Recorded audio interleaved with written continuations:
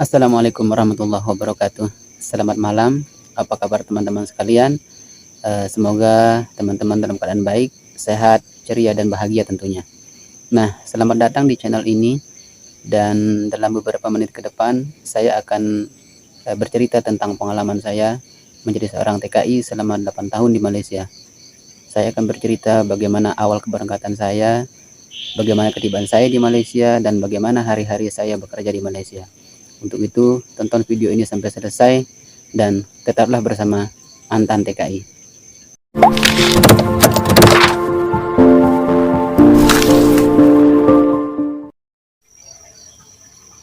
Baik teman-teman, kita lanjutkan video kita. Sorry karena videonya saya lanjutkan malamnya berikutnya karena kemarin malam sudah terlalu larut, jadi berhubung puasa harus tidur awal biar tidak terlambat sahur.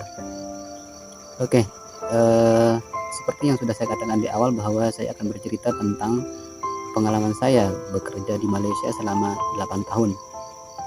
Jadi saya akan bercerita tentang awal keberangkatan saya, bagaimana ketibaan saya di Malaysia, dan bagaimana hari-hari saya bekerja di Malaysia. Awalnya sebenarnya saya sama sekali tidak pernah punya keinginan untuk bekerja jauh-jauh di luar negeri. Tetapi pada waktu itu kebetulan ada teman yang baru pulang dari Malaysia, dan kebetulan kepulangannya beliau mengambil cuti selama beberapa minggu dan diminta oleh majikannya untuk mencarikan pekerja baru sebanyak 10 orang. Beliau mengatakan ada kuota sebanyak 10 orang untuk diberangkatkan ke Malaysia. Jadi saya berpikir waktu itu bahwa banyak sekali orang-orang yang mendaftarkan diri untuk bekerja sebagai TKI di luar negeri, namun mereka menunggu sampai berbulan-bulan tidak diberangkatkan. Jadi dengan calling visa kita bisa diberangkatkan lebih awal karena memang visanya sudah tersedia. Akhirnya saya dan beberapa orang teman saya mengiyakan tawaran teman saya yang baru pulang dari Malaysia tersebut untuk ikut bersamanya mendaftarkan diri menjadi TKI di Malaysia.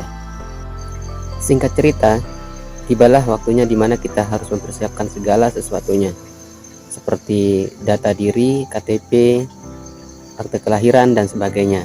Setelah itu, kita dibawa untuk melakukan cek kesehatan atau medical check up. Setelah selama 1 minggu menunggu, barulah hasil cek kesehatan kita keluar dan kami yang berjumlah 10 orang dinyatakan lulus. Setelah kami dinyatakan lulus, barulah kami dibawa untuk melakukan pengajuan pembuatan paspor. Nah, setelah pembuatan paspor selesai, tepat 1 bulan dari awal pendaftaran kami pun diberangkatkan melalui Bandara Selaparang, Kota Mataram. Karena pada waktu itu di tahun 2009, Bandara Internasional Lombok masih dalam tahap pembangunan dan kami pun dibawa ke Malaysia dengan menumpang pesawat Merpati Airlines. Sesampainya kami di Kuala Lumpur International Airport, kita pun dibawa keluar dan dibawa menggunakan 2 buah mobil untuk dibawa ke tempat di mana kami harus bekerja, yaitu daerah Jengka, Negeri Pahang, Darul Makmur, Malaysia. Setelah beberapa jam di perjalanan, keluar masuk jalan bebas hambatan, melintasi perkotaan, melintasi perkebunan kelapa sawit yang membentang sepanjang perjalanan dengan pemandangan yang begitu menakutkan. Akhirnya kita pun sampai di Jengka 15 atau Velda Semarak Jengka 15, yaitu di sebuah asrama kayu di mana orang menyebutnya Kungsi Kubur Jengka 15. Nah, saya pikir kami yang berjumlah 10 orang tersebut akan ditempatkan di tempat yang sama, yaitu di Velda Semarak Jengka 15. Tetapi setelah 30 menit kita beristirahat, tiba-tiba kami 5 orang diminta untuk kembali masuk ke dalam mobil.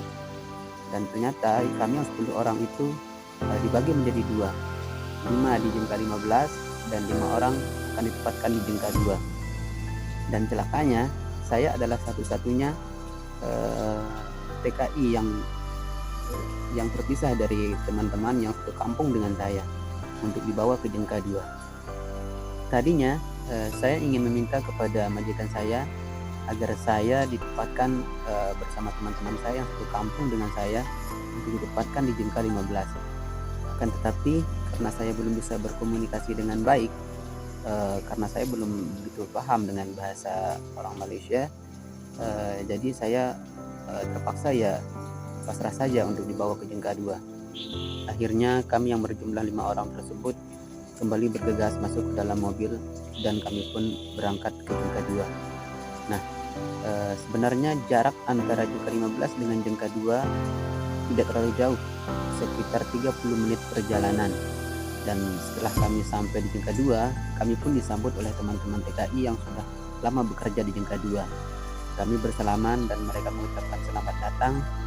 Seketika saya pun merasa terasing di tengah orang-orang yang sama sekali belum saya kenal, walaupun kami sebenarnya sama-sama berasal dari Pulau Lombok. Juga seperti yang saya katakan bahwa saya adalah satu-satunya TKI yang terpisah dari teman-teman saya yang satu kampung dengan saya. Keinginan saya untuk berkumpul kembali bersama teman-teman yang sekampung dengan saya kembali muncul dalam benak saya. Tetapi apalah daya, saya hanya seorang pekerja yang harus ikut apa kata majikan. Dan bagi teman-teman yang hari ini mungkin masih berada di Jengka 2 atau teman-teman yang sudah pernah bekerja di Jengka 2, apa kabar kalian? Semoga hari ini kalian sudah menjadi orang-orang yang sukses. Dan bagi teman-teman TKI yang kemungkinan baru saja tiba di Malaysia dan mengalami peristiwa yang hampir sama dengan saya, kalian jangan berkecil hati. Dimanapun kalian ditempatkan, itu bukan masalah. Yang penting kalian bisa bekerja dan mencapai cita-cita kalian segera. Baiklah teman-teman, mungkin itu dulu video dari saya, dan bagaimana keberlanjutan cerita saya kita lanjutkan di video berikutnya. Dan bagi teman-teman yang baru sampai di Malaysia, saya ucapkan selamat datang. Semoga cita-cita kalian bisa cepat tercapai. Akhir kata, saya ucapkan selamat malam dan Assalamualaikum warahmatullahi wabarakatuh.